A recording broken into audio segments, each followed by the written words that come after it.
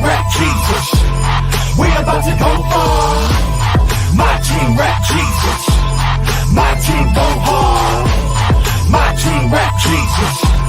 We about to go far. We about to go far.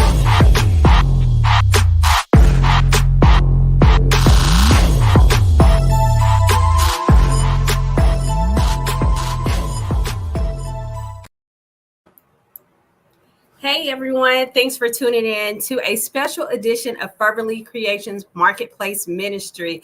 This is the show that we love to talk to people and figure out, what are you doing outside of the four walls of the church? What I always say on every show is that you have to remember that there is 5 gospels. It's Matthew, it's Mark, it's Luke, it's John, and it's you. Sometimes the only one that people will pay attention to is the very last one that I mentioned, which is you, right? So my question is, once you get their attention, once you are in their atmosphere, how are you actually presenting yourself? Can they actually tell whose child you are? Can they tell that you're the child of the Most High, right?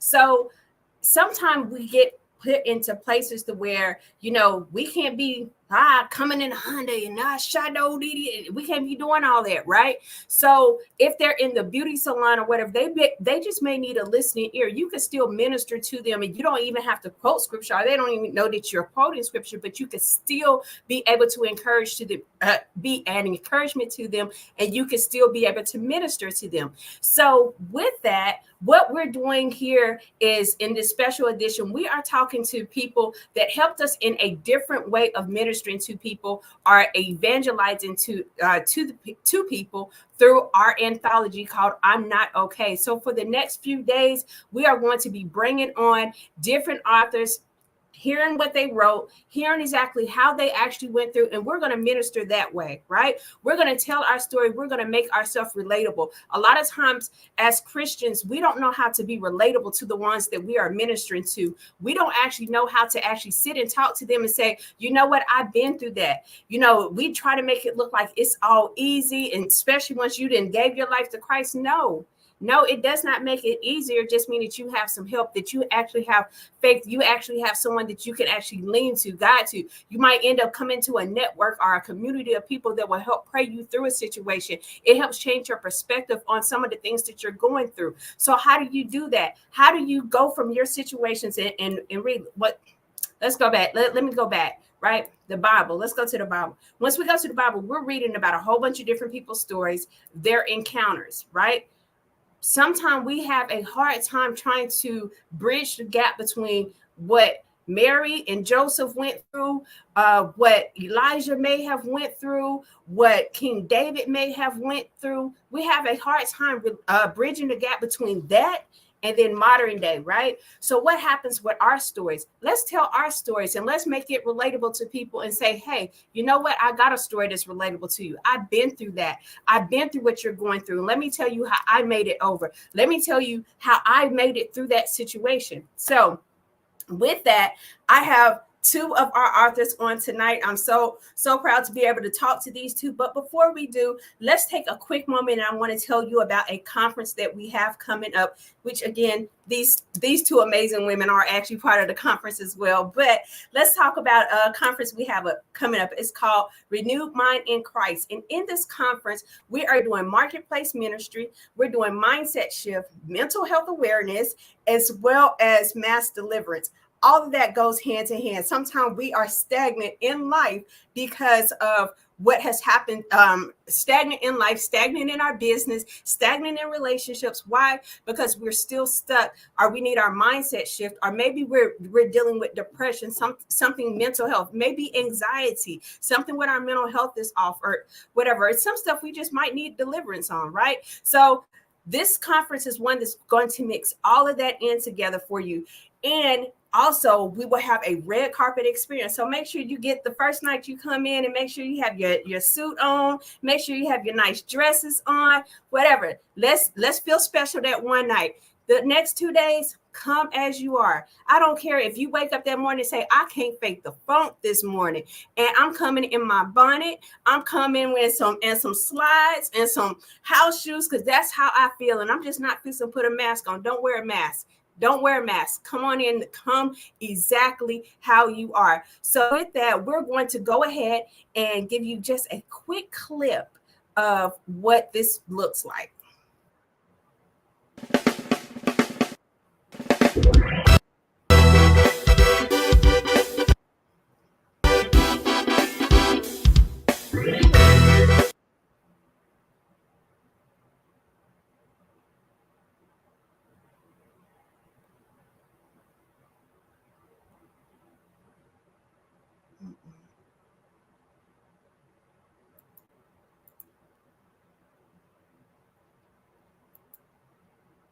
All right, hold on. We're going to try that again. I don't know if my internet is just doing what it's doing. We're going to try it again, folks. Let's see.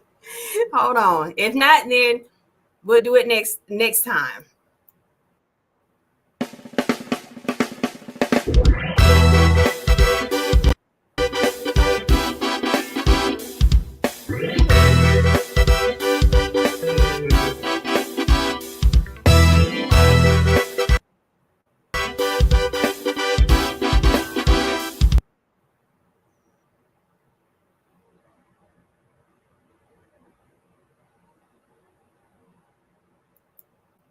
All right, so y'all, we're not gonna worry about it. We're gonna keep going with the show as is.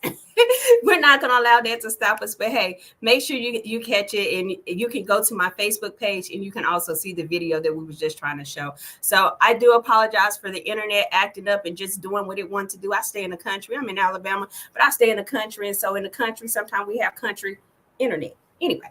Okay, so with that, I'm going to bring up our two guests. We have Minister Takieta Brown. We have Lynn as well. And these are two of our amazing artists. And so I'm going to give them a chance to quickly introduce themselves and also give us the title of their chapter. So, Minister Takieta, I will give it to you first. Amen. Thank you, Prophetess Dr. Tish, for the opportunity to be on the platform. I am Minister Takieta Brown, retiree from the United States Army, and my chapter is called Spiraling and Retiring. And I shared my experience in retiring from the United States Army after 20 years of service. Awesome. And Lynn. Hi, y'all. So my first name is Norma, but I go by Lynn. And I am also a 20-year veteran of the Air Force. What Takieta did not mention is that she's also my real cousin. So we have a little, rivalry as it pertains to the different services. I am so excited to be a part of this project. And my chapter was I Am Not Okay, God Forgot About Me. And I'm speaking about the issues that I had with infertility. Awesome. And real quick, y'all know I'm all about marketplace ministry, but both of these are kingdom business women. So I want you real quick, talk about your business. If we can get into that real quick, and then at the end of the show, we'll make sure we let them know exactly how they can connect, how they can reach out, if they need any of your services, any of your business. And what I love about these two women, let me say this real quick before they talk about their shows, all right? I mean, their things. Collaboration, not competition in the kingdom. And so even once you're doing something similar to other women, once you're doing certain things, we have to understand in kingdom, once it comes to kingdom, that we're not in competition with one another, that the same vision that he's giving you, he may give to someone else. Why? Because their reach may not be your reach, and who I'm called to may not be who you're called to. And so in how I say it. So in the military, right? And I don't know about them Air Force people, Keita, but once we was, on the thing, right, on the range, right, they would tell us to watch our lane, right? So that meant that if I'm paying attention to my lane and I'm shooting in the direction that I'm supposed to be shooting in, that means I can't be aiming at your targets. Because if I'm aiming at your targets, now I'm going to miss who God told me to reach. And so we have to be focused on our lane, watch our targets, make sure that we're shooting where we need to shoot. Do what I tell you to do. We may have the same weapon. We may both be with an M4. We may both be with a 50 cal. We may both be shooting the same thing. Some of us are shooting different things. But if I pay attention to what I'm doing, what I'm supposed, I won't miss my targets because I'm not in your lane. We got the same weapon. We got the same business. We got the same similar dream, same vision, or whatever. But he told me to do it this way. He told you to do it that way. He may told you to get down in a prone. He might told me to kneel and shoot. I'm gonna leave that alone. But go ahead, Keita. Tell us about your business. So my business is called Wonderfully Made Perfections, and it is a custom apparel and craft business. I customize all sorts of apparel. Extremely crafty, and I also do embroidery as well. I more than anything else work with other businesses that need branding for their company, but I also do have some one-on-one clients as well. Awesome. And Lynn. Okay, so I also have a t-shirt business, and the name of my company is Infinite Possibilities. With a little play on words. So currently, I'm offering. I have two different lines. The Him Possible. Those are some shirts that I have. They say Him Possible because all things are possible through Christ. And the other one is I Am Who God Says I Am. And I can be reached at infinitepossibilities.com or infinite.possibilities1 at gmail.com. Awesome. So let me tell you, I actually have purchased from both of these amazing women, and so I had to make sure I wasn't talked about because I did wear their shirts like off and on, like, and I had to let them know, hey, I did wash my shirt, but I got it back on again. But anyway, let me tell you, both of them do amazing work. And so so proud. I just adopted myself into their family, and I'm cousin too. Uh, but anyway, so let's get into this. And I want to ask both of you, because both of y'all's topics dealt with depression at different levels, right? One was depression due to the death of what we would call something that was still living, something that we could still see, death of a living thing. And then the other thing was the depression that came from not being able to conceive and seeing everyone else around you. So let's, before we go deep into your chapters, let's talk about depression for a moment and how I'm one that I've dealt with depression. And in my depression thing, sometimes I would had been depressed for months before I actually realized I was actually depressed. How long did it take you to realize that you was dealing with some level, some degree of depression? I'm gonna go to you first, Keita. I'm going to be honest.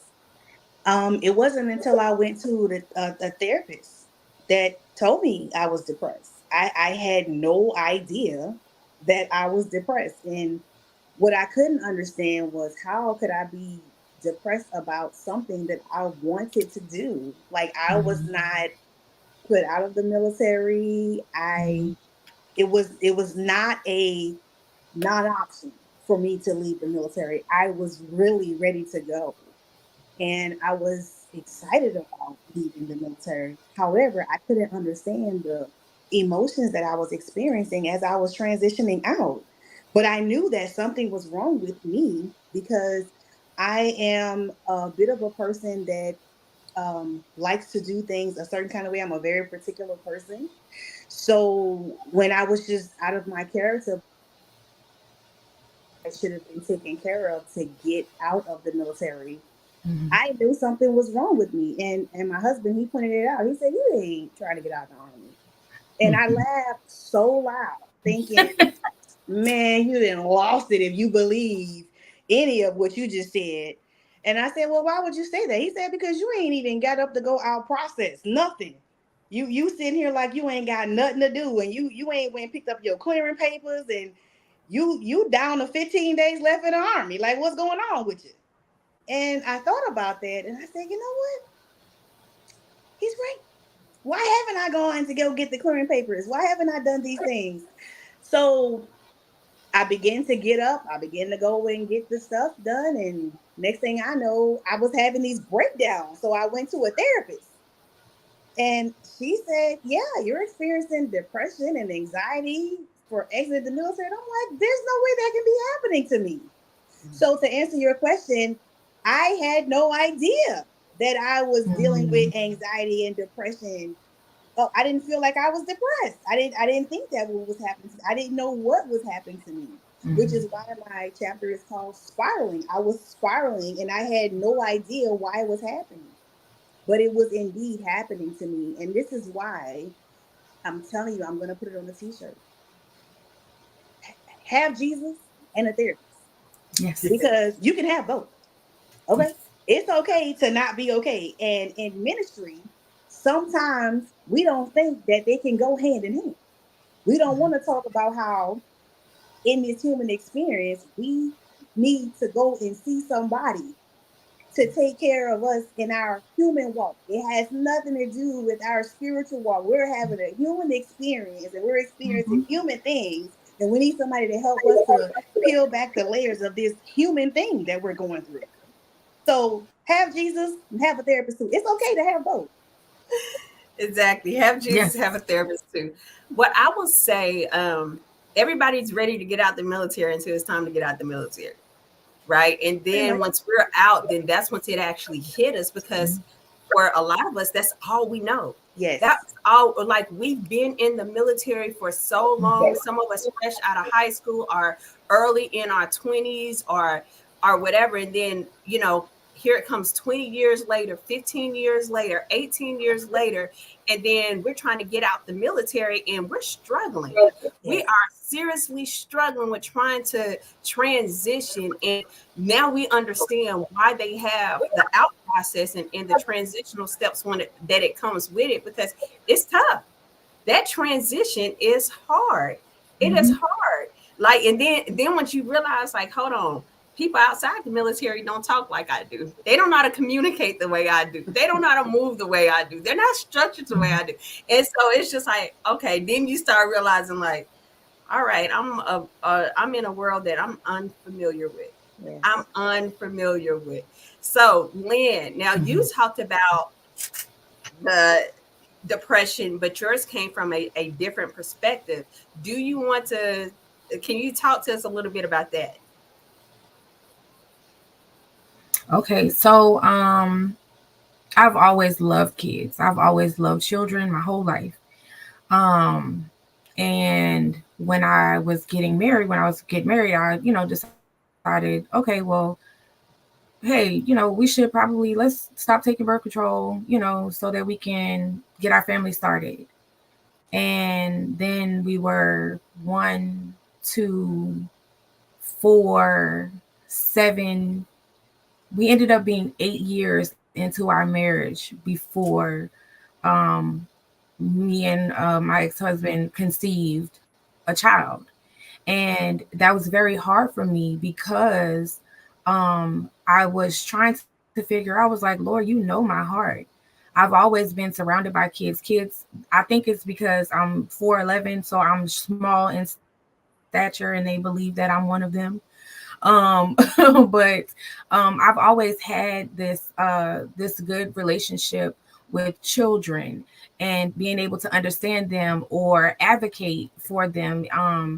And I could not fathom that the Lord would not bless me with a person who looked like me, about with a person who has my personality. And I have a person, my daughter has my personality, and I prayed for her. I prayed for her. I believe that God, he hears us, and he's a promise keeper. He is faithful. But it was hard. It was so hard year after year, and I'm one of those people that's so happy for everybody else. But it was like every time that I found out that somebody else was pregnant and it wasn't me or my turn, it just broke a little bit of me every time. So yeah, I knew that I was depressed probably at year 2 or 3. I was like, oh, this ain't like this can't be it. Like I'm doing everything that I can think of. This can't be it. So yeah, and it was hard. It was difficult, right? Because I wasn't surrounded with people who were dealing with that because I was young, right? And usually people that are young, they might not be trying to get pregnant, but I was trying, and there wasn't really a community or an outlet for me. It was just like I'm trying, but it's just not working out. So let's talk about the inconsiderate question. You tapped on it a little bit, but the inconsiderate question where people will come to you once they see two married couples or whatever, and they probably don't know what's going on. Let's be honest, in the bedroom, they don't know what's going on behind closed doors, or they may not be privileged to hearing the struggles of trying to conceive and the constant inconsiderate question of, so when y'all gonna have a baby? When y'all gonna have a? Let's talk about that. Yeah, it was very tough. It was so tough, and you know what? I don't think it's malicious, right? But it's a matter of perspective, right? So they're asking like, oh, when y'all have, because some people are waiting, right? They're not, prepared. They want to, be at a certain level of education, or they want to have saved X amount of money or whatever. And some folks are waiting. And so while I don't believe that it was malicious, it hurt, right? Because all I could think of was I'm trying everything that I can. Or when I think I was 29 when I had my son. I was 29 when I had my son Messiah, and everybody, they had kids in their 20s, in their early 20s, if not teens. And so everybody was like, "What are you waiting for?" I'm like, "Jesus, I guess, because I'm doing everything that that I could think of." And but it also helped me because I don't know if I ever have asked that before I struggled with infertility, but I definitely would not do that now. Like, what are you guys waiting for? How come you haven't? I wouldn't do that. And my new saying is mind your own womb. That's my new saying.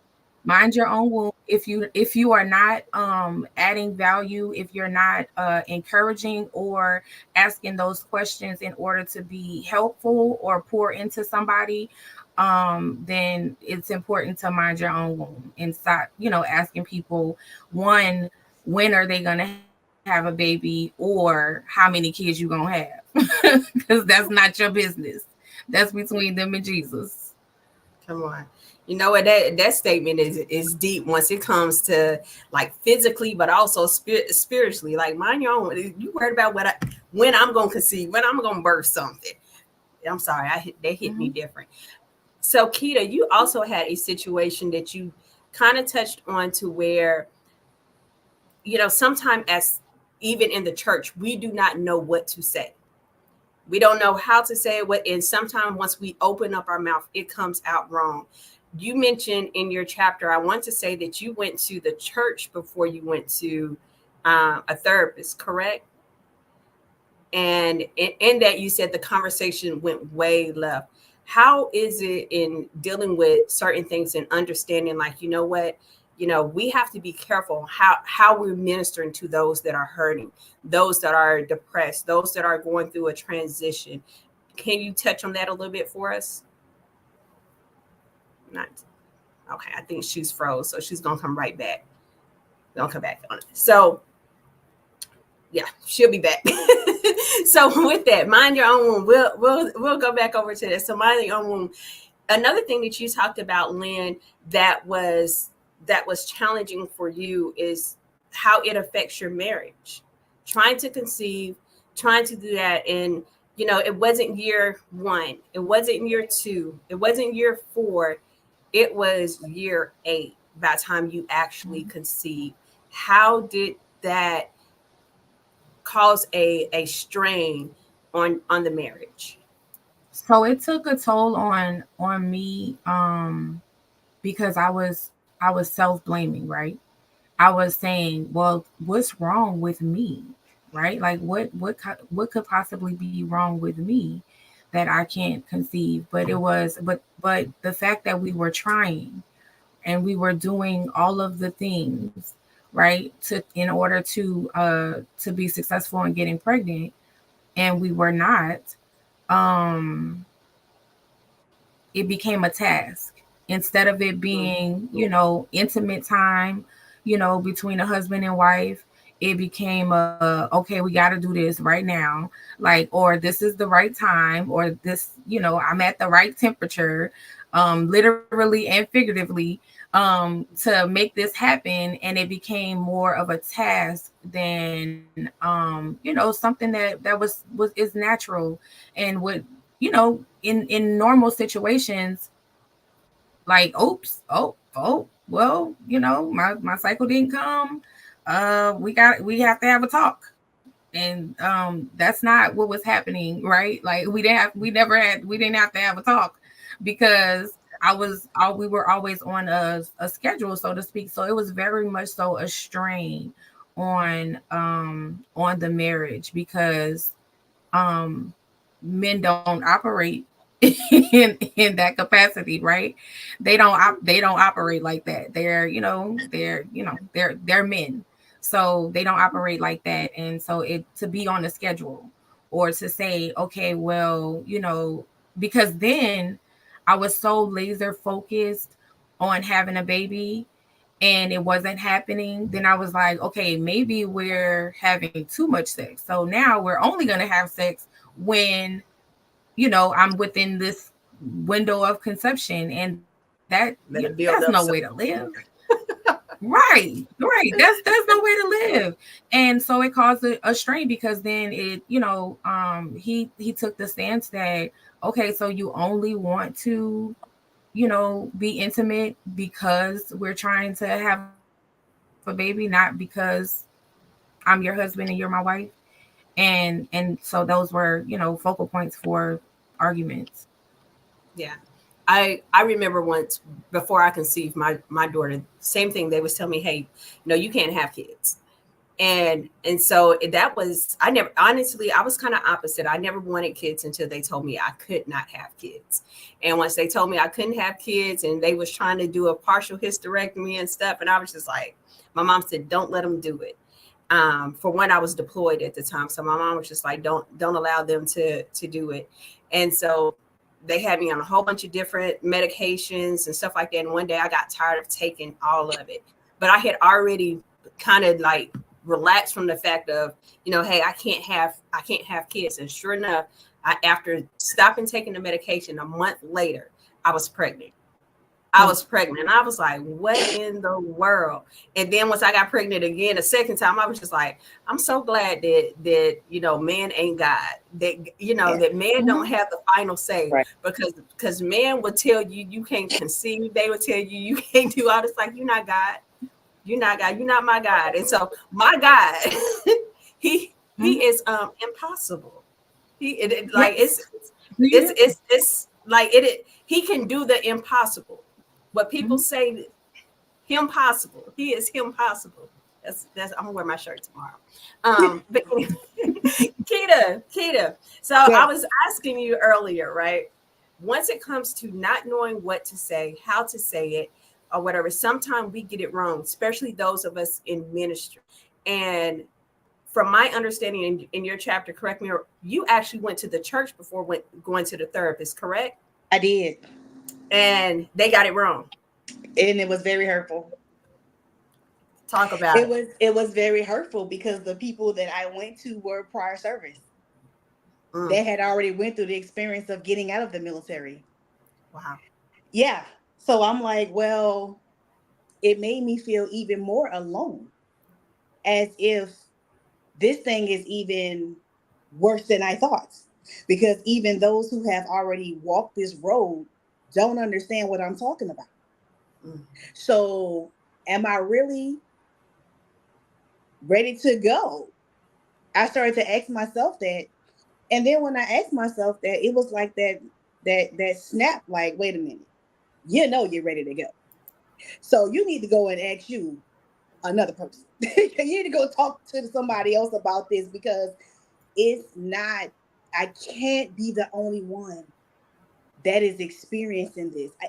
I just can't be.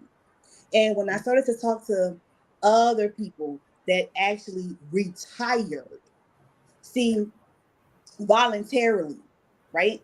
So what I realized was, who I went to, it was a different exit from the military. And it Okay. wasn't after 20 years of service, right? Mm.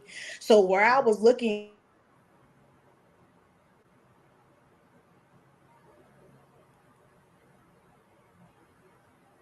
like, and not only was it not there, but I was never going to get it, because it just wasn't there. And it was no fault of the person who I went to. It was just something different, a different outcome. But when I started to speak to those who had actually retired after 20 years of service, I realized that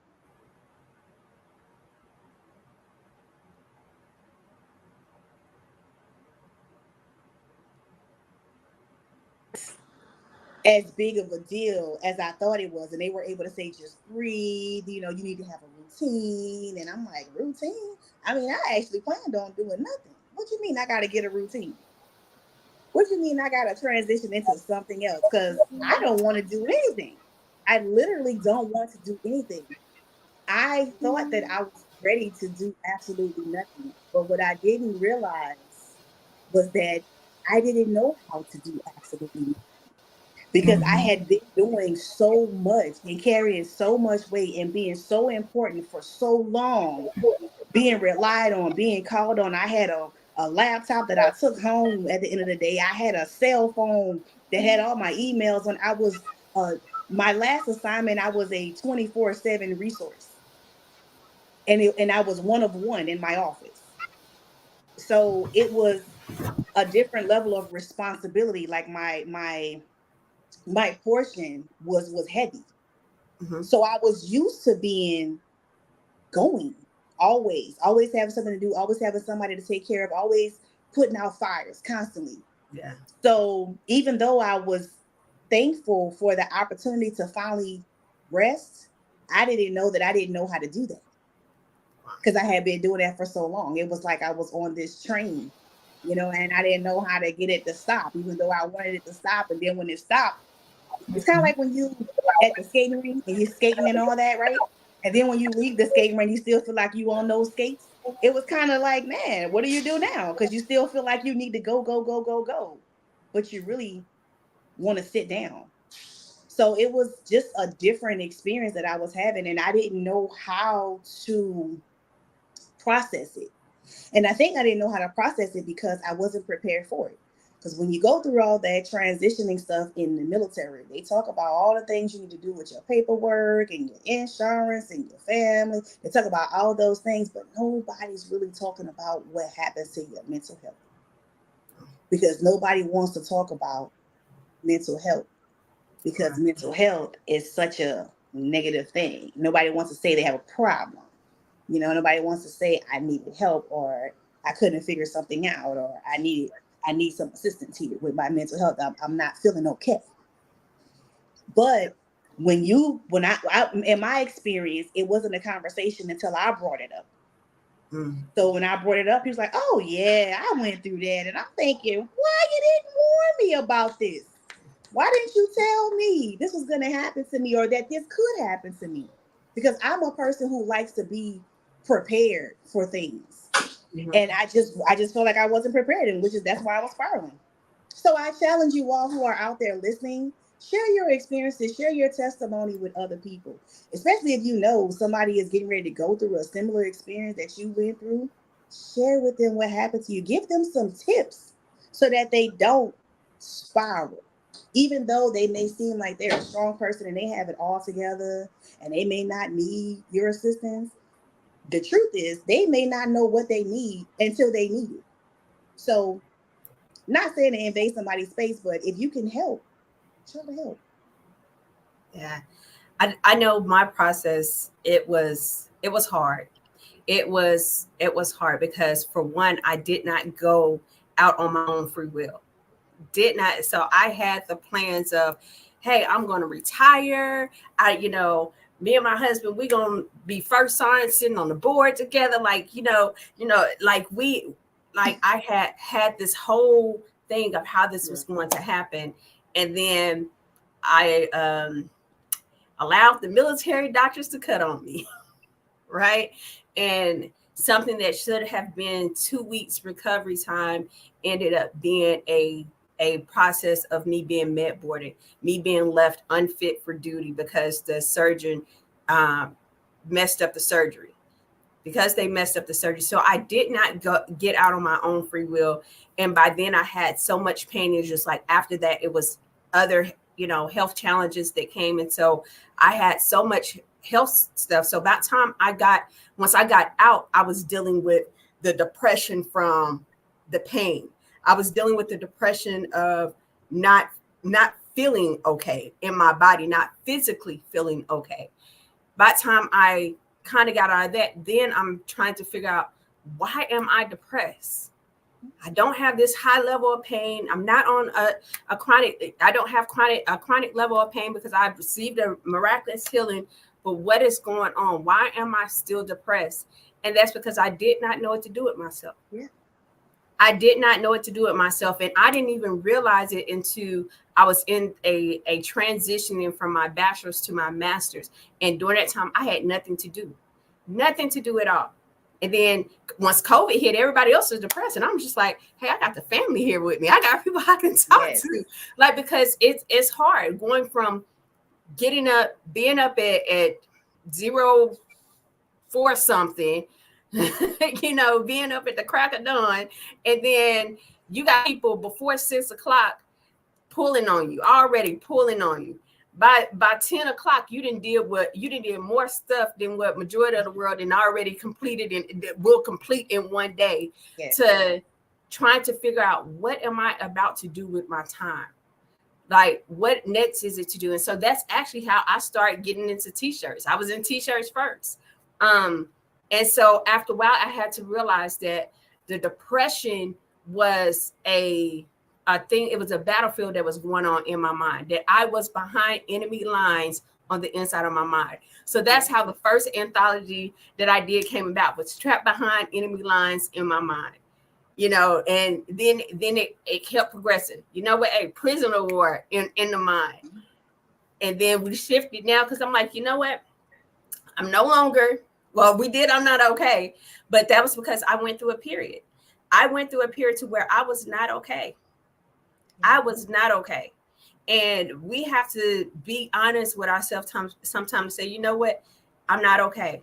And I love how you said in your chapter that, hey, it's okay to not be okay. It's okay, but get help. Get help. Once I got out the military, I was on 5 different medications for some type of, whether PTSD, whether it was sleep, but it was 5 different behavioral health type of medicines, right? And so you said, until you get that shift, until you get that mental healing, take your medication. That's something else that's going on a t-shirt. That's going on a t-shirt.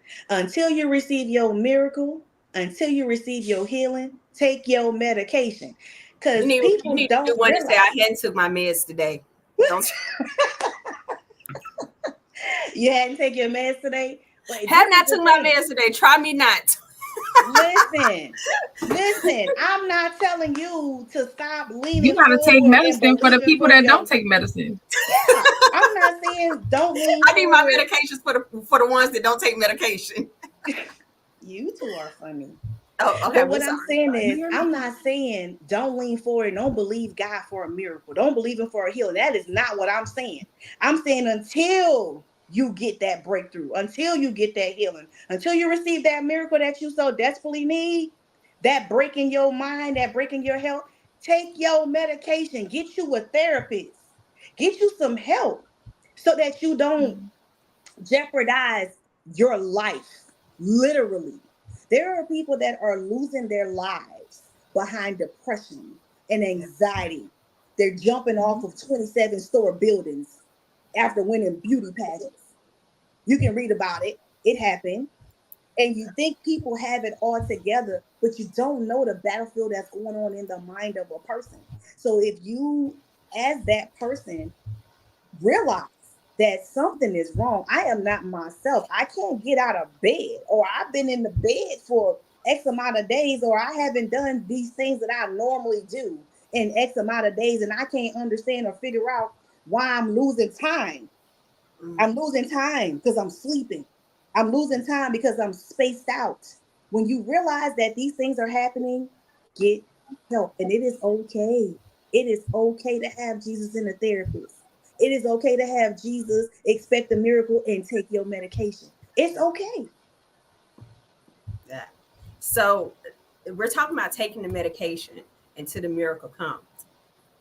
Lynn, you went through the process. You're about to go get the was IVF is it's right? I Getting was. ready to Mhm. so you're getting ready to get the process and they ask you when was your last menstrual cycle? What happened? Listen.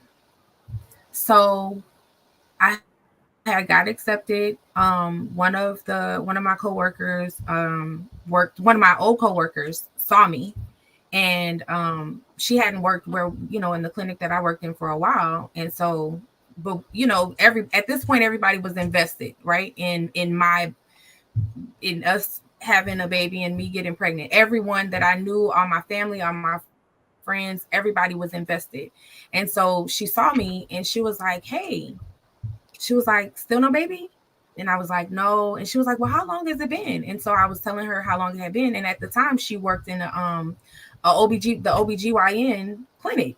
And so she was like, I'm going to talk to one of the doctors or whatever to see, since it's been so long, I'm going to talk to one of the doctors and see if there's something he could do for you. I didn't have a referral. And favor is, let me tell you something. Mm. God's favor, God's favor, because what are the odds? People they have to be referred into these things, right? I'm just talking to somebody that I used to work with. And she's like, I'm going to talk to the doctor and see if he can, get you in. So she spoke to him. He gave me a call, and he told me, he was like, hey, so it's usually a year long waiting list.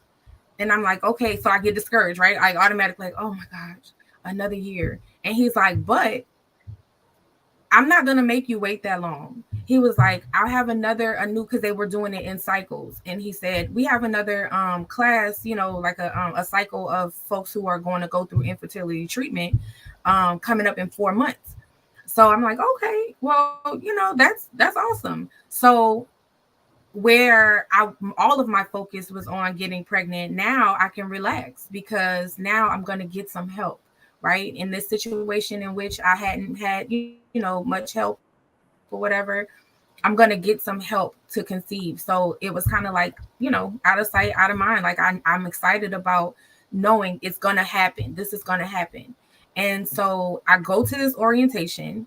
It's like 2 hours long with a bunch of other couples who are, hoping for the same thing. Everybody is having these infertility issues and they're trying to get pregnant. And I sit through the class and I'm taking notes and everything. And there was a procedure that I had previously, and it I never forgot the name of it because it was so painful. And so when I saw it on my Mm. checklist of things that I have to do, right, you got to run tests and do labs and do all of the things to prepare your body for conception. And I saw this thing on the list and I was like, okay, well, let me take care of that right away because it was so painful. Let me just get that out of the way. out of my way. So I went straight to radiology from the class, dismissed straight to radiology. I'm going to book this appointment.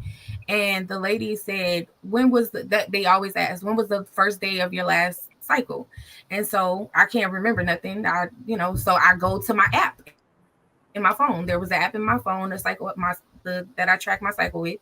And there was this little cloud going across the screen, and it said, your period is 4 days late.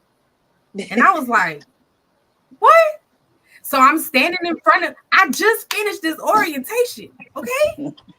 I just sat here for 2 hours, and I was so prepared. And when I saw that, because I wasn't even looking at it, right? That tells you how relaxed I was about it, because I wasn't even looking at it. I didn't even know. And I always knew, right? I always knew. So when I saw it, I was like, I, looked around like, oh, and I told the lady, I said, I'm gonna call you back. I knew I wasn't gonna call her back. I knew when I saw that I knew in my heart. I knew in my heart that I wasn't gonna call her. But I told her, I said, girl, I'm gonna call you. I need to check my schedule. And so I left. I didn't say a word to anybody. And when I got home, I went under my cabinet rummaging for a pregnancy test, because I always used to keep them. So I had, every month I was checking. And so I had one, just one, but that's all I needed. And I said, you know what? I'm going to wait until in the morning. I didn't say anything to not a soul. I didn't tell anybody. I didn't talk to nobody but God. And I went to sleep early, okay? Because I was going to wake up and take this test.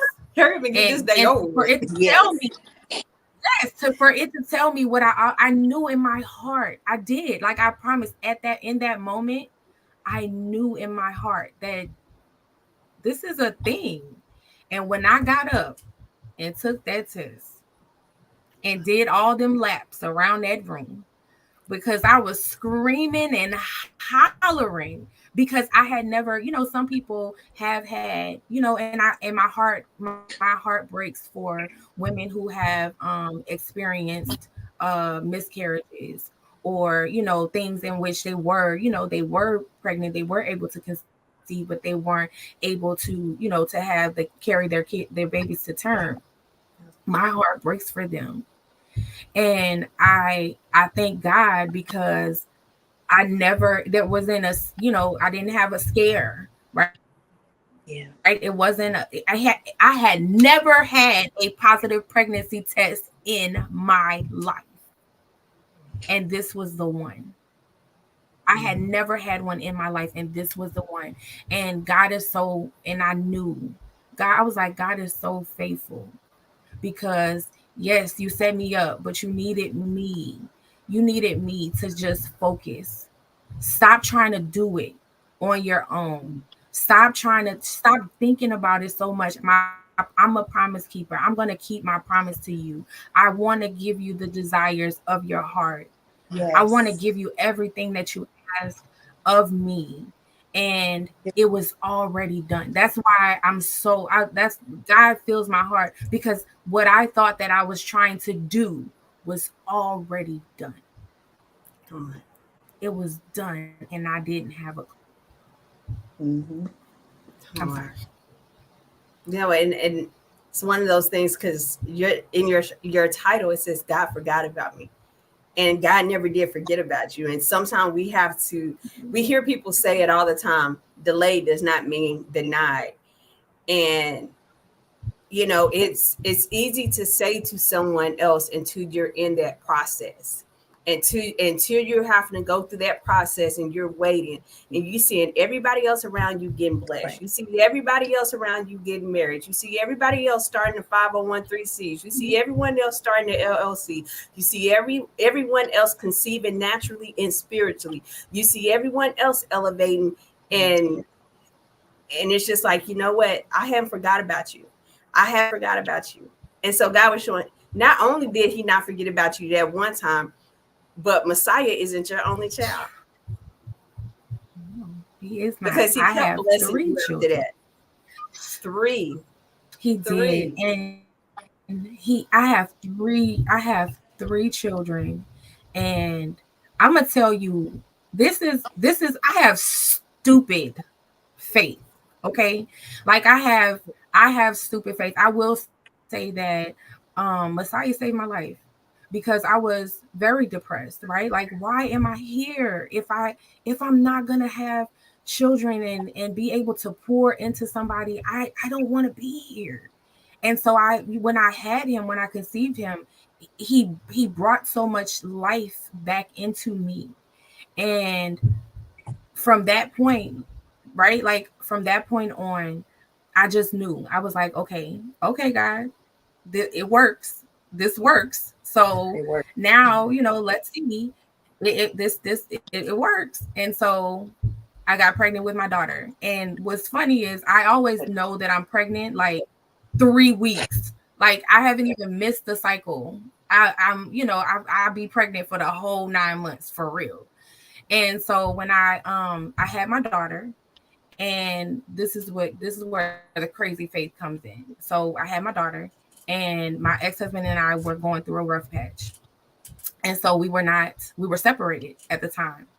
Um but I had it like I had it made up in my mind that I was not having kids with anybody other than the person that I had, with my ex-husband.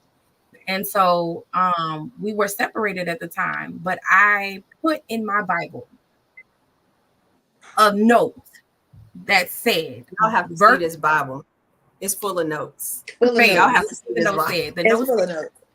I want listen, it's my Bible, it's full of notes. It's full of and even not just my notes. It's full of y'all notes too. Y'all in my Bible too. It's full of intercessory prayers for other people, right? And because and even my really good friends, they'll call and be like, "Hey, put me in that Bible because I know you're getting through. So go ahead and jot down some with my name on it and put me in that Bible." So I wrote down. I didn't find it until after I had my son.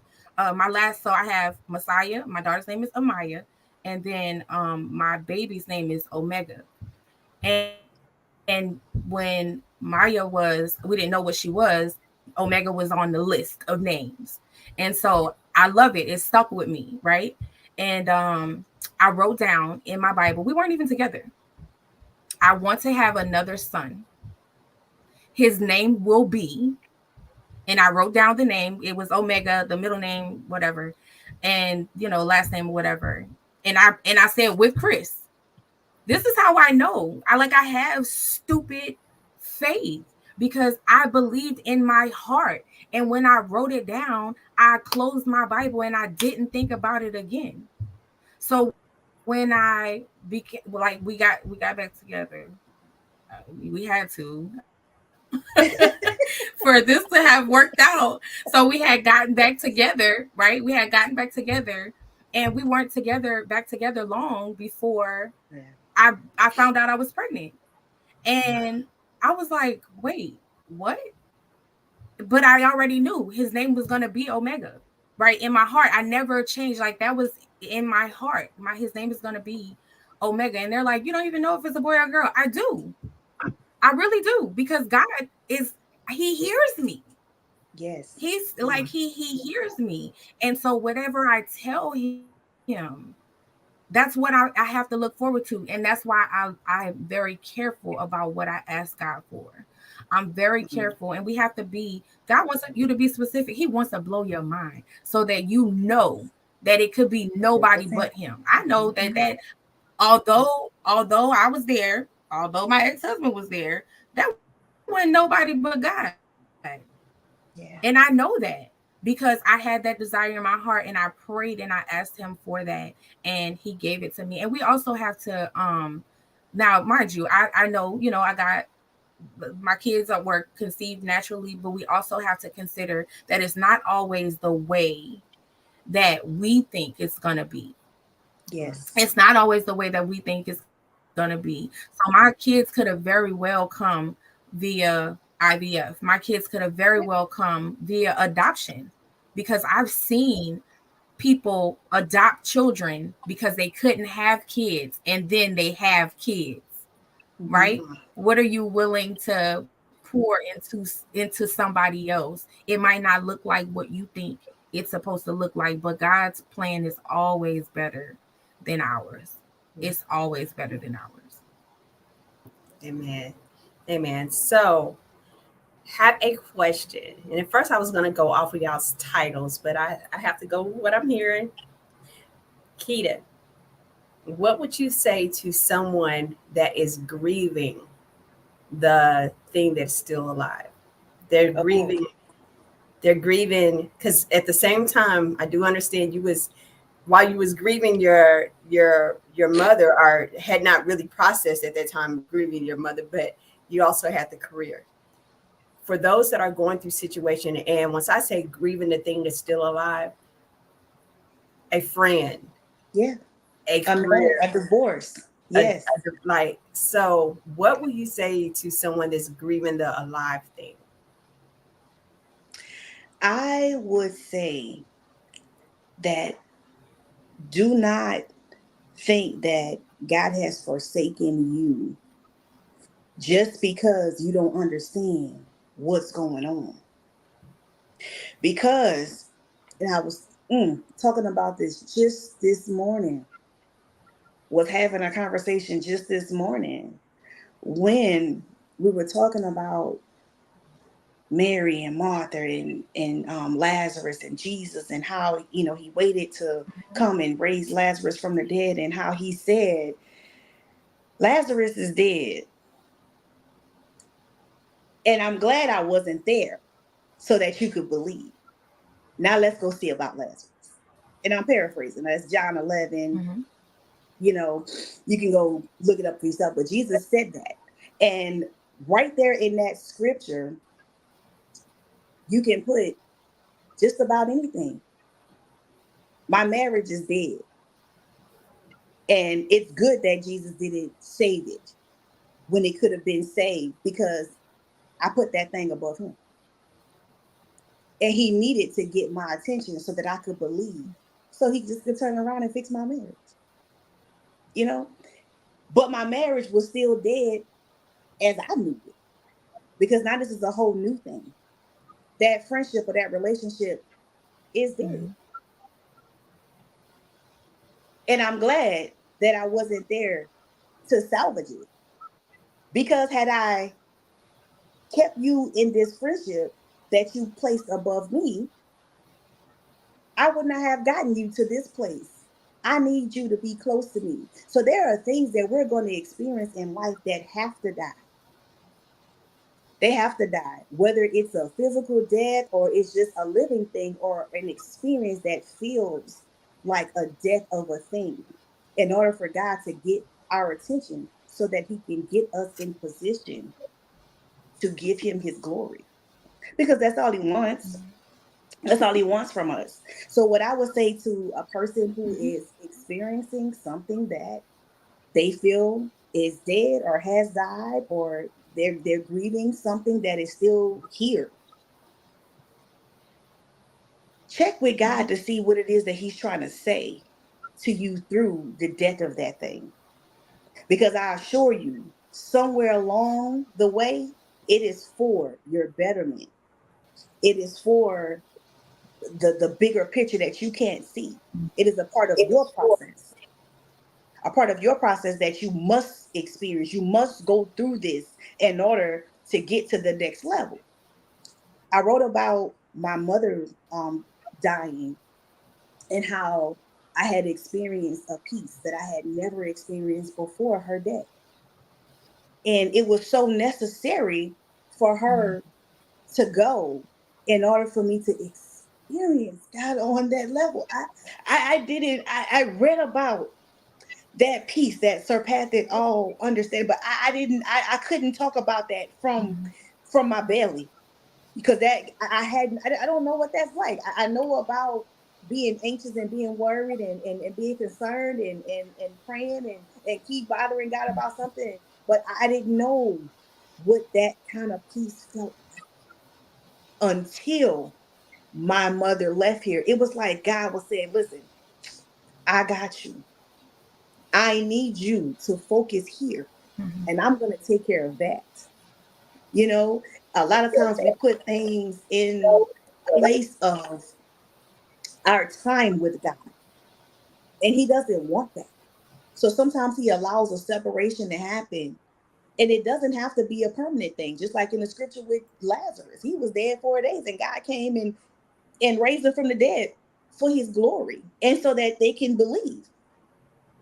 And sometimes it's the same way with us. It's just so that God can get us closer to Him and reminds us that it's always about Him. He always wants His glory. He deserves His glory. And sometimes the death of a thing is a part of the process to get us to the next level so that He can get the glory out of our lives that He deserves. So I would say, check with God about the way that you're processing the death of a thing, because it could very well be for your making and not what it feels like, which is your breaking. Amen. Amen. Lynn, when it comes to maintaining, I love to say stupid faith. Yeah. Stupid faith. How do for those that are they're waiting for whatever it is that they're waiting for. They could be waiting on the finances. They could be waiting on spiritual growth. They could be waiting on the husband. They could be waiting on the wife. They could be waiting on the baby. They could be waiting on the new job. They can be waiting on the new house. They could be waiting on whatever elevation, waiting to go into a different dimension. How do you maintain the stupid faith, Yeah. the stupid faith in what you think, what you feel like is a delay? So I would say this. I would say having a relationship with God allows me to talk to him as though he was in the room with me. Mm. It allows me to ask him questions. It's not that we can't ask God questions, right? He's not going to rebuke us for asking him questions. Is that um us thinking that he doesn't have the right answer. We think that we want the answer to be whatever we want it to be. But having faith means that you're putting your trust in him, that whatever it is that he has for you is a better option, is his will and his way. So whatever it is that you want or you desire and you think that you want it right now, it could be that if God gave it to you right now, you wouldn't do right with it.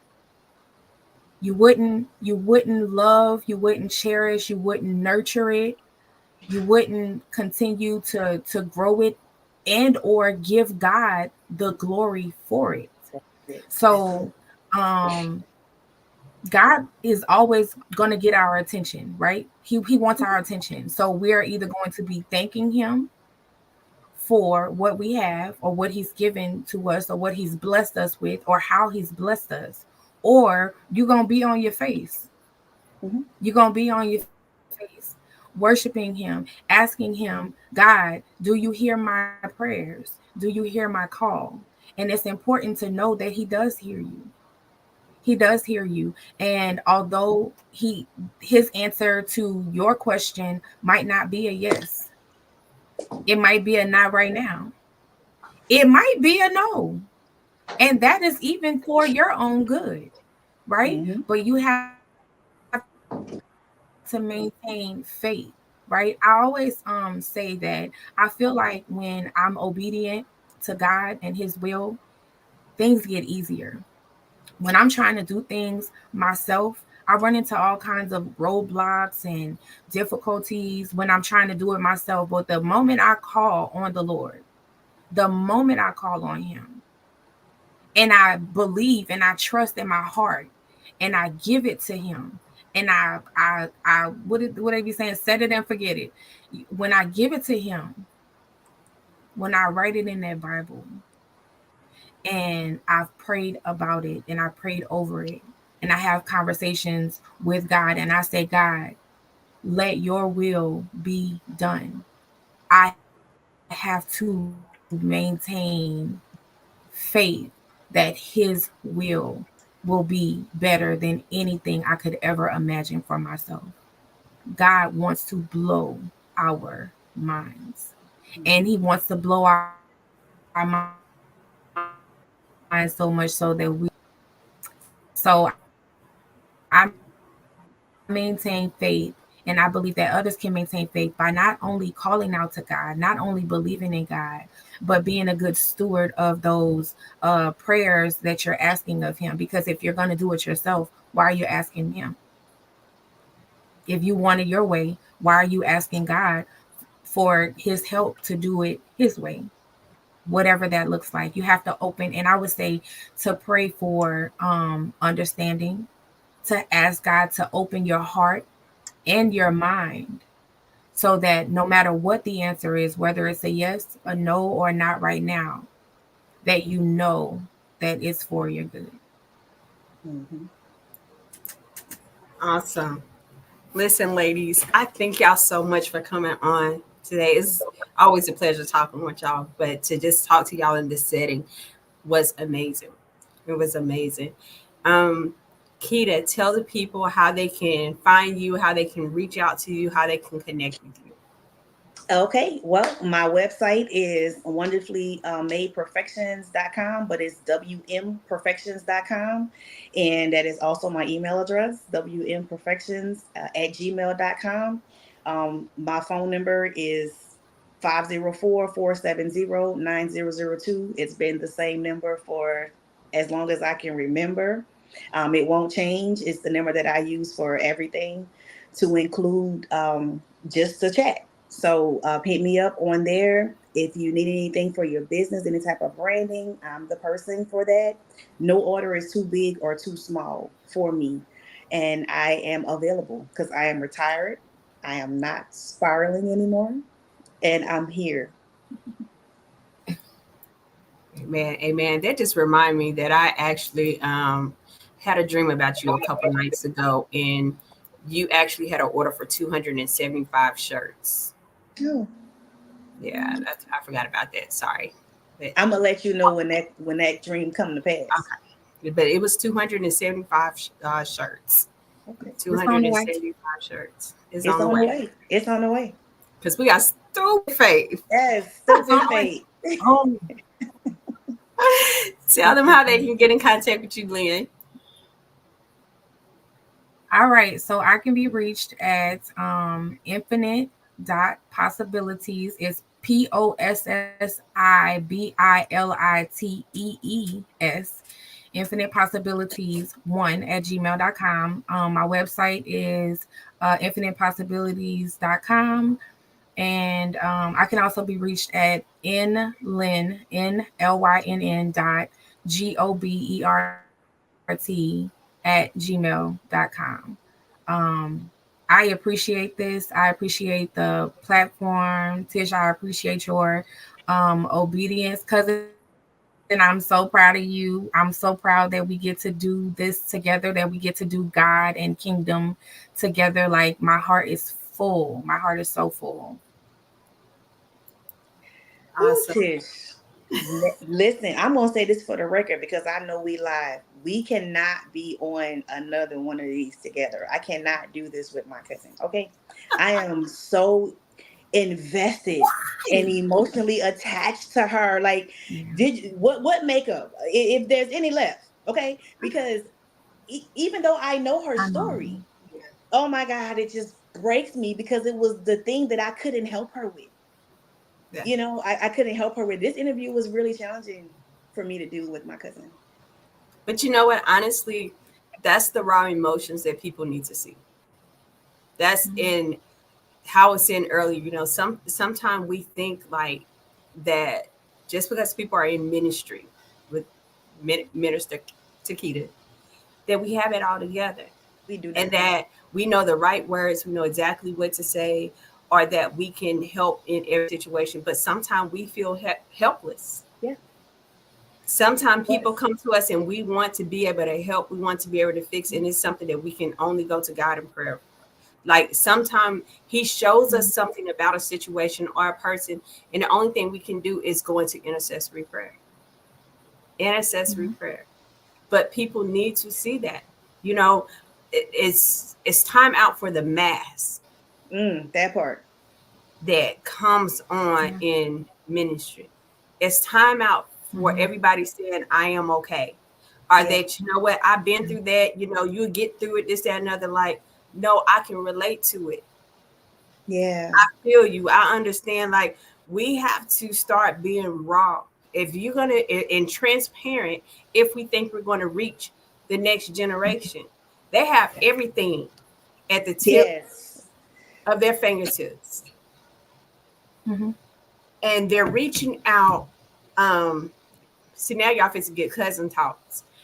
So, and they're reaching out to new age stuff. They're reaching out to the astrologies and all this other type stuff because we're fake in the pulpit. That part. We are fake in the pulpit. And we sit up there and so they're trying to look for what is real. And they find it in everything else but Christianity.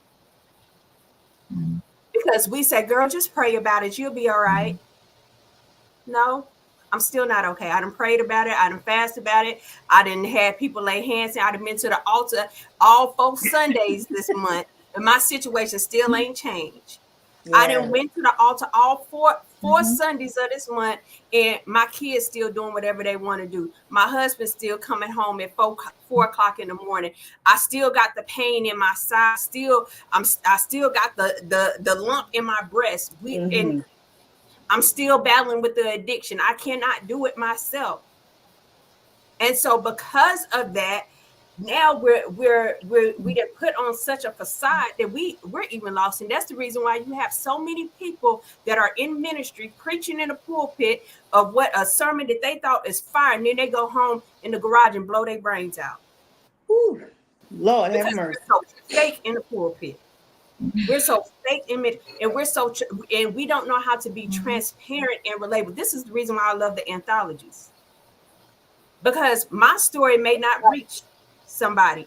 Kita's story may not reach somebody. Lynn's story may not reach somebody. But we have 18 different other people that are writing with us. It's 18 of us. Yeah. So somebody's going to pick up that story, and at least one of our stories is going to reach. Now that's evangelists. That's evangelism. But we're so busy trying to reach people the same way. And we have to realize times have changed and we can't do it the same way. Facts. That's the reason why not only is it the paperback, it's the Kindle. Not only are we doing it that way, but you know what? Hey, let's do the TV show as well. Let's do social media as well. Because we have to get it out. We have to do the Great Commission. We have to do the Great Commission. And so what it is that we think, oh, I just got to get on a plane and let me go over to Africa. You can't even minister to the people 2 doors down from you, 3 doors down from you. Yeah. You're not even ministering to those in your family, but you want to go to Africa? You want to cast out demons in Africa, and you can't cast them out in your family? Come on now. Sorry, my bad. No, you're good. It's a very, very, very real thing what you're talking about. And raw emotions is always authentic, right? It's always an authentic thing. And it hurts when you are emotionally attached or invested in a person, and there is absolutely nothing you can do physically or humanly possible. Like, I know that my cousin, she needs a miracle. I know she needs a miracle. And even though she's older than me, it's almost like I'm the oldest. I always want to take care of her. I always want to make sure she's okay. And there was absolutely nothing that I could do. Meanwhile, I'm popping out these kids if I just think about getting pregnant. And I was like, what? I'm pregnant? What? What you talking about? I mean, I knew how I got pregnant, but this wasn't necessarily in the plan. But you know, and she I was so am so overjoyed happy. every time. I'm so happy. God knows every time, every single time, because it was a blessing. Every single time it was a blessing. And I'm so God, but he knows, right? That we are so and we're invested in each other, Yeah. and doing God together, and he put us together, and we get to do life together. Like, just imagine having a person that you've had your whole life. I've had my whole, she knows everything about me. Okay? The good, the bad, the ugly, and she loves me just the same because she sees me how God sees me. Yes. And I know her, and I love her just the same because I see her how God sees her. So where someone else may give me an opinion or a word, I might not hear them because I might take offense to what they're saying to me. But because it's coming from my cousin who I know gonna stand on business behind me, I 10 toes know that down. my cousin loves me. I know that my cousin loves me, and so she would never say or do anything to try to hurt me. It's only to help me. And the same goes, for her. We've had some tough conversations with each other, but I don't believe that we would be able to hear it if it came from anybody other than us. So, Facts. I know she said she not doing no more interviews, but when she do an interview, I'm doing an interview. So good luck. Here, hey, and I don't it know was what to tell lovely you. how it worked And out. I'm the little one. I'm the little one, but I'm not. Okay. No, she's the oldest. And I'm 6'2" in my mind. In my mind, I'm 6'2". So look, so y'all know I'm fixing to hit y'all with another question. go ahead. Kind of, because it's kind of going it. Y'all know we were supposed to do an hour, but we're gonna roll with it, right? Since we talking, how important is it to have someone with you on your journey? Oh, Whether it is I mean, someone that can that you can just a safe place. That's it. How important is it to have a safe place with you, return inspiring? I'm not okay. God forgot about me. How important is it to have a safe place in whatever your journey is, whatever your process is, whatever it is going through? How important is that? I feel like it's detrimental. Um,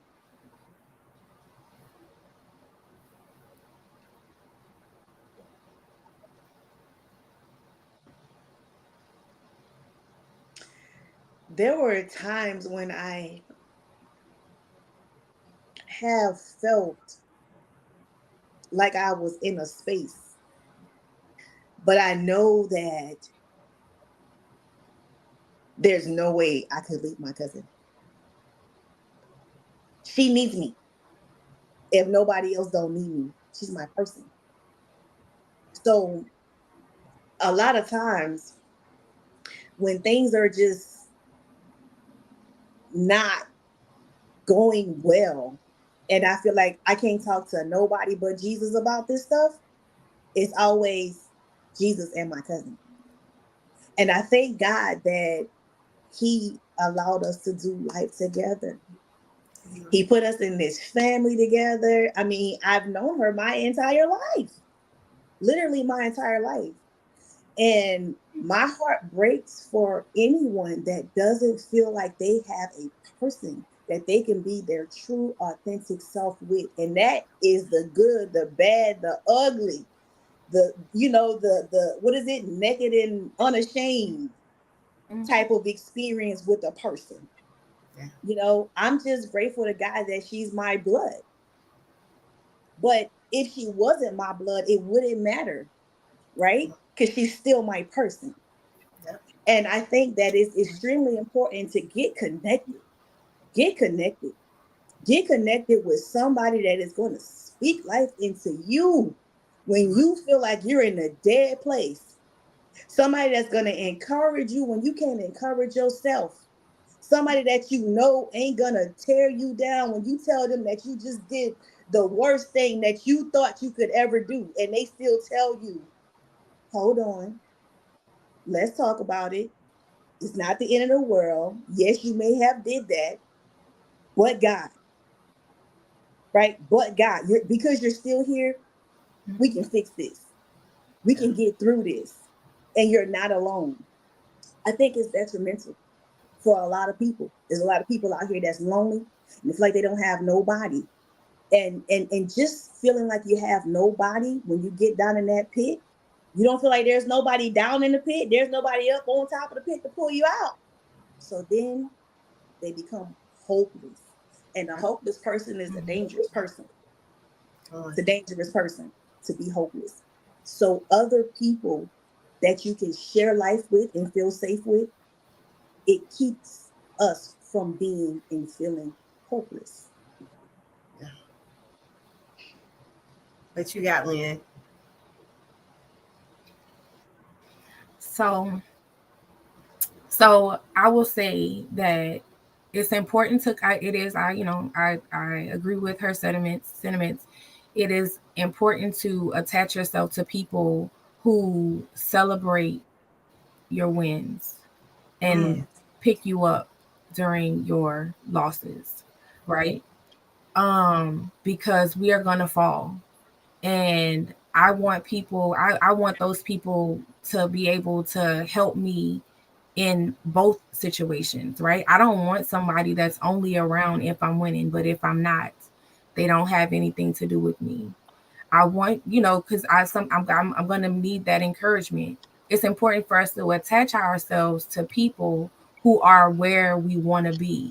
So my cousin is, I'll be joking and playing around, but I always say my cousin been in church her whole life, and that's and that's the truth, right? She is church, and I am not.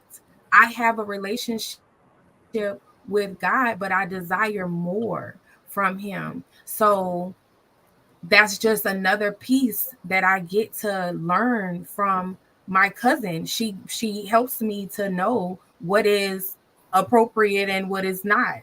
And but it's important to attach yourself to people who are going to hold you accountable, and sometimes it takes some hand holding, and some people aren't interested in holding your hand, but sometimes that's what you need, or some hand pulling, right? If you see people going in the wrong direction, and although they did not ask you, we're supposed to be here to help. We're not meant to do life alone. So even for the person who is not asking for your help, who is not latching onto you, if you see that there's a need, pour into them or point them in the direction of somebody who is willing to pour into them, because it is important for us to be able to support each other and have a safe space to be yourself. If you think, we're all so critical of ourselves, and if you're already critical of yourself, you don't have a bunch of naysayers on your team who feed and fuel those negative thoughts that you have about yourself.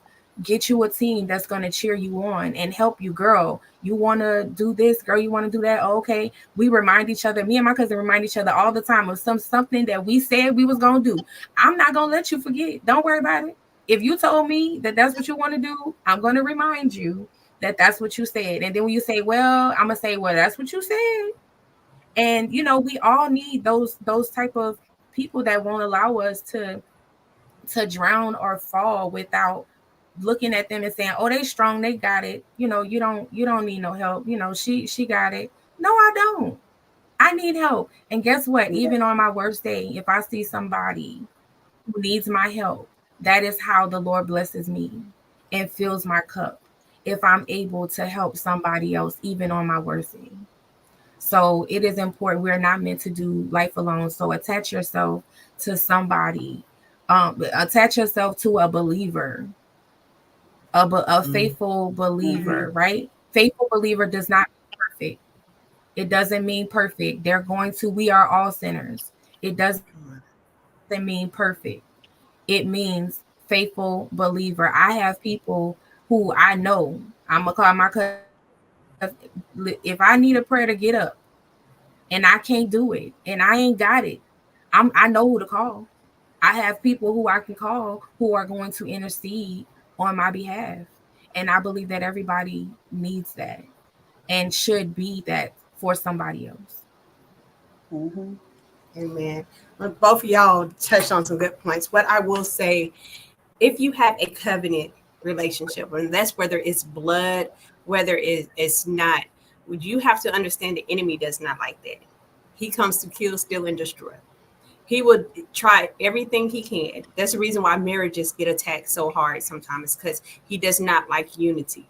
And so, with that, and what Lynn said, it does not mean perfect. It does not mean that Mm-hmm. that person is perfect.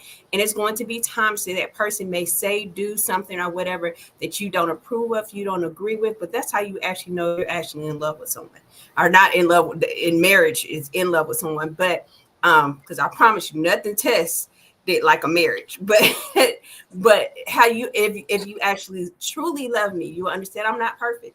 I'm not going to get it right all the time. I'm not going to say it right all the time. I'm not going to be able to show up all the time. But having that safe place to say, you know what, hey, today I'm not okay. I'm not okay. To say, you know what, I'm about to snap. I'm about to scream. I'm about Mm-hmm. to go off, and I need you to keep me calm.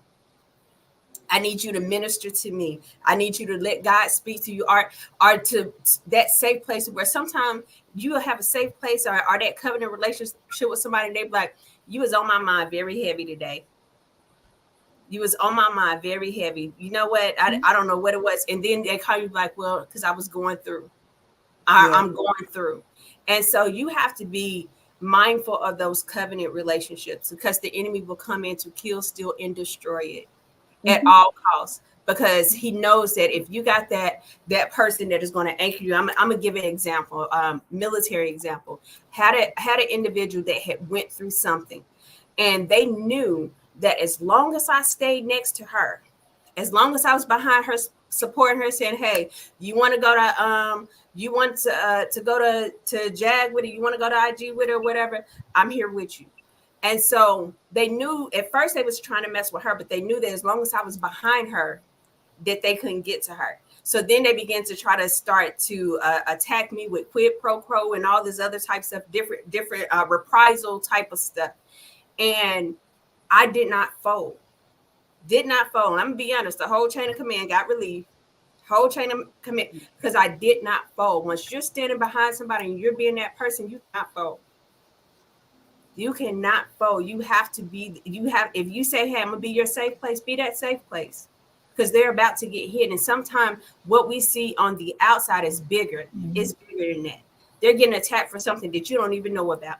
It's because he's trying to keep them from getting to their destiny. So if I can attack their mind, but as long as they have a safe place in you, to once their mind is heavy, once mental health becomes an issue, let me get it to where they close their mouth and they won't vent. Let me get it to where they don't feel like they got nobody to understand. They don't have nobody to relate to. They don't have any. Let me get it to that. We have to understand, once be that safe place. Be a safe place, not a gospel, not gossip. We have to learn to be Come on, gospel put it on the and shirt. not. It's a T-shirt, cousin. That's a you hear that? Write that down. And that's the reason that, like, people, oh, I don't believe in church hurt. Oh, it's there because we expect you to gospel, not gossip about me. I expect to be able to go to the pastor. I expect to be able to go to the first lady. I expect to go to my sister in Christ and not have it all over the whole church. I expect to be able to do this and it not be an issue. So, listen, if you're that safe place, be that safe place. Be that safe place. Because it's a lot of people that y'all think are strong. It's a lot of people that you think got it going on because you're looking at what you see on social media. You're looking at what you see on TikTok. You're looking at what you see on Facebook. You're looking at the mask that they come out the house in because they don't want to look like what they're going through. And you think that it is okay. And they're not. Check on your strong friends. Check Please. on the one that's always smiling. Check on them and ask them, how are you really doing? Take the time. The one that you're always venting to, take the time and say, hey, how are you doing? How you doing? How are That you part. feeling? Yeah. I had someone tell me, and I'm going to end with this, I promise y'all. I had someone tell me, she said, I was listening to her talk one day and she was just talking. And I was just like, wow. I was like, learned a lot about it. She said, well, Tish, she said, you talk so fast, you move so fast. She said, you never really gave me the chance to actually be heard. You never really gave me the time to actually speak and share what was on my mind or what I was going through. And that hit me because I was like, she's right. How often do I stop to actually listen versus speaking? We have to start listening more than what we actually speak sometimes, and actually hear the heart, hear the emotions behind the thing. Because this individual, she used to ask me all the time, so how does that make you feel? When have you stopped and asked someone, okay, and they just tell you, so this happened and this, that, another, and she did it. Okay, so how did it make you feel? Because they're gonna keep telling the story over and over again to somebody actually hear their emotions behind the thing. To someone actually hear, I'm not okay about what that person said about me. I'm not okay about in reference to what they did. I'm not okay about this transition that's going on in my life. I'm not okay. When are you going to give them a safe place to say something other than I'm blessed and highly favored? That part. We have to start being Right. that ear for people to say, hey, I'm not okay. And I'm it's not. okay to not be okay. It is okay to not It's be. not a crime. You're not gonna go to Yeah. jail. No, no. You know And you're what? not One going to of the hell for things not being okay either. that because we're also everybody's right. Everybody is so busy, and um everybody, life is life and for everybody.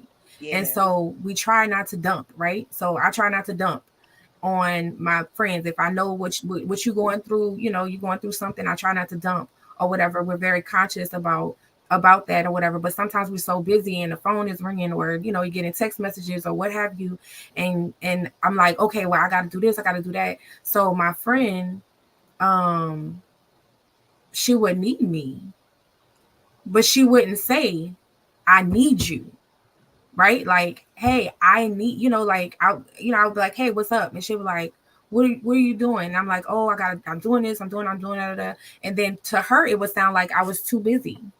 Yeah. But it would be, it's not, I would drop all of that Yeah. if you say that you need me. But we have to be able to hear that and to read that if somebody is trying to get a hold of you urgently, right? And you're like, hey, what's up? And they're like, oh, nothing. No, they needed you, right? But you need to, you might have to slow down in order to hear them. So that now the new thing is, because I told her, I said, you better tell me, because I'll ask or whatever. And she be like, no, it's fine. And then 2 days later, she be like, oh man, I really, and I would tell, I told her, you have to tell me so that I can stop. Because otherwise, if you tell me that, all is well, I might believe you. If we don't get into the conversation. So now it's do you have, I think she said, do you have 8 minutes? That's the new thing. She heard about it somewhere, because 8 minutes, anybody, you got 8 minutes, right? It ain't, Mm. I just need to say this. I just need to get this off of me. I need to have a voice of reason. I Yeah. need to have that. Yeah. And it's, we have to be able to hear what people aren't saying, Yeah. right? You have to be able to hear. I'm not going to let too many messages go by before I say, hey, so, or you call me at 1 o'clock in the morning, and then I call you back. I call you back and I'm like, hey, what you need? Like, oh, nothing. You call me at 1 o'clock in the morning. What did you need? Like, what's going? So now I gotta be put on my supervisor hat and ask the invasive questions that give me the answers that, to read between the lines. So just pay attention to what people are not saying, Mm. because Yeah. everybody doesn't know how to ask help. It's hard to ask for help. I'm grateful that I have people in my life who offer me help, knowing that I'm not going to ask Yeah. hmm And there was a for comment it. from Kiara Blair. Because everybody operates different. She said, need somebody that's going to be real with you, right? Yes. And that is the thing that we're talking about here with this relationship. I don't want y'all to think that me and my cousin, we don't go toe to toe, because we do. We go toe to toe with the thoughts, sometimes even of ourselves. yeah. I will call her and For like, sure. oh my God, cousin, I am so fat. I can't even fit this outfit that I just bought. And the first thing she said, first of all, what you're not going to do is be talking about my cousin, right? She just bring me all the way down. That's the first thing she said. I'm like, but I'm fat. Right. Like, what you're not. You're just like, what are you talking about? What? My cousin fine. What? But guess what? But if you want to lose Find you weight, somebody else's cousin to talk about. listen, but if you want to lose weight, what's the plan? Let's talk about that. But you're not about to beat yourself up about this. You know, but how do we get there? We talk about so many things, and we've had some tough conversations that, like she said, probably wouldn't have heard it from nobody else. Mm-hmm. Well, you know, cousin, that wasn't very nice of you to say that. And I don't know why she mad at me. Well, cousin, I know why she mad at you, because you was kind of, hard on her when you said those things to her. Or because remember when you did so and so? That's probably what made her feel that way. Somebody that's going to keep it 100 with you, call you out on your stuff. But it's easy to do that when you know, and do it with love. It has to be done with love. Yes, when you know the person loves you, you already know they're not about to say that you was wrong if they really don't feel that you was wrong. And somebody need to tell you, because you're probably not gonna hear from nobody else. So let me tell you, you was wrong, and you need to apologize to her or him or whatever. She does it to me all the time. Well, because you can be a little rough around the edges, and I'm like, yeah, I know. But if somebody else told me I was rough around the edges, I might not be so receptive, even though I know I'm rough around the edges. Yeah, because some people don't feel safe to tell us certain things because they think we're like, what do you know? You don't even know me. Yeah, like you don't know. Look, especially all three of us being veterans, we may present unnaturally, or I guess naturally, present as being intimidating once it's not even that. Not even that. And so we have to, they have to be able to say, you know what, hey, what you said offended me. Or I know why they was fit, and not care about your feelings. I don't care about you. I love you. I love you enough to tell you was wrong. I love you enough to say, nah, because you was wrong for that. Yeah. Or ask you if you need. Yeah, we have to start being real with each other. Yeah. Listen, ladies, I truly enjoyed this. Help people through their feelings. Look, I know y'all said we can't do this again, but we're gonna have to do this again. I'm opting out. Listen, I'm opting out for 1,000, Alex. This is too emotional. We're gonna do it at the conference. Crying all on the live and stuff. Yes, so Lynn will actually be hosting all right. our in-person. That's God pulling that out of you. Yep. You know, baby, got me on here with you. So Lynn will be hosting our in-person book lunch of the next anthology, Reaches Renewed Mind in Christ. But if you have not got your ticket, make sure you go to www.ferventlyevents.com. Get your ticket today. I'm telling you, this is a place that it is a space where we're talking about this stuff. We're talking about mental health. We're talking about mindset shifts. We're talking about marketplace in ministry. How do you actually combine those two? How do both of those coexist? And we're talking about deliverance. And we're doing deliverance. We're doing mass deliverance. So make sure that you go and get your tickets today at www.ferventlyevents.com. Ladies, I thank you. Thank you for coming. I thank you for just taking the time to actually just taking the time to sit and talk with me today. So, and we will do it again. Even though Minister Takieta said that we not, but we're gonna do it. Y'all heard me on the live, right? Okay, yeah, we heard you live on the live. But what did the Lord say? That's my favorite question to her. That's my favorite question to my cousin. But what did the Lord say? What did the Lord say? Did God tell you not to do it again? Did God tell you not to do it again? Anyway, He did not. He did not. I love y'all. Awesome. Listen, tune in tomorrow with us. And if you have not If you have not got your book, make sure that you go ahead and get your book. You can get the Kindle copy for $2.99, or you can get the paperback copy for $24.99. I'm Not Okay, Finding Light in the Darkness. Finding Light in the Darkness. So with that being said, we will see y'all tomorrow. My team rap Jesus. We about to go far. My team rap Jesus. My team go hard. My team rap Jesus. We about to go